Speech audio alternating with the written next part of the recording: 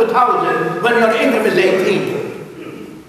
And then you wonder why banks went downhill. But this is what is going on, dear people. This is why many of our marriages are in trouble. Because there is no common sense. And that's why sometimes they enter into marriage and they fail. And they fail because, as I told you. And the bottom line is not love. On bottom line is the more I have, the more I want. And the more they have, the more they are not happy. And again, God is missing in their lives.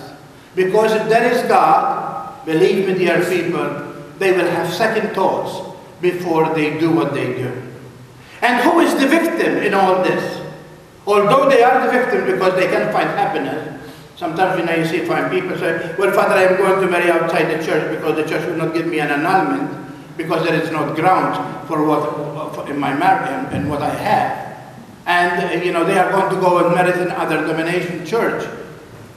Little they know that whether they married or not married, the problem is there. They take themselves into the problem. They think they are going to solve the problem because they are going to marry somebody else. If you are not trying to work things out, you can go and marry you know, whatever you want because you are going to have trouble. You need to really reform yourself. You need to look at yourself and see what you have that you have to correct. And that is why marriages today are being tossed around. And what about the media? Oh, today, the media. Oh, my dear Lord. There is no anymore mother and father.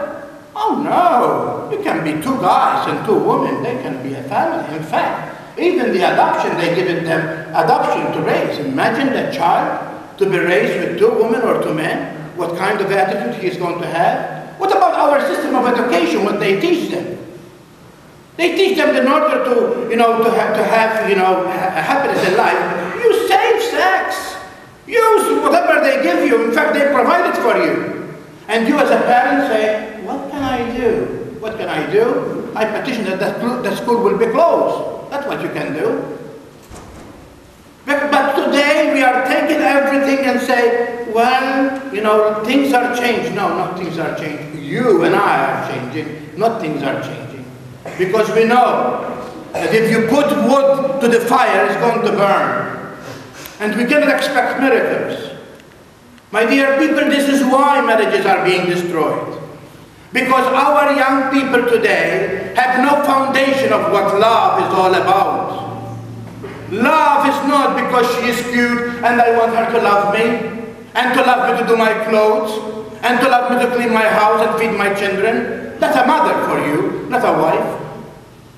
Many young men today are looking for a mother, not for a wife. And that is why today we have problems. Who are you, the King of Kings? You come home and you pretend that the dinner is going to be on the table, and then you pick up your bag and go to the gym, because God forbid that Rosemary at the desk should see you a little fat and no muscles, because you want to be appealed. And then you wonder why, because the appeal is going to lead to a coffee, and the coffee to a lunch, and they're not going to go there. My dear people, this is why our marriages are in trouble. Because we don't know how good we have at home. We think that someplace else we are going to find it. No, you can't. What you have home is what God intends for you to have. And so you do the best you can to make things work. Even if there is a conflict. Even if there is disagreement. Even if there is a, you don't agree in different things. That's why you need to sit down and talk. That's why you need to make time for yourself, so that you air out these problems. Don't think that we are the Holy Spirit. We don't read minds. Some people think that because I'm a priest, I know everything. No, I don't. If you don't tell me that your husband is in the hospital, how do you present me to go and visit him? And the same thing with you. You need to tell each one of us what is going on in your life, and what is bothering you, and what is really enrich you. And you thank each other and express that love publicly, and let your children see that you are lovers, so that you give the children that information and they get on with that information, and later on they will give to their spouses the same thing they receive from you, because no one gives from one never received. And let's face it, dear people, we are because of that cradle. We call it the school of love, the family. All of us know that we have our defects, our shortcomings. We are not perfect, but everything we have, we receive it from the family. If you are a kind person, it's because somebody was kind to you and taught you how to be kind. If you are a loving person, it's because somebody loved you and also taught you how to love. If you are a generous person, it's because there was somebody who taught you and loved you and was generous with you. All those things that we have in life, we not inherit them, we learn them.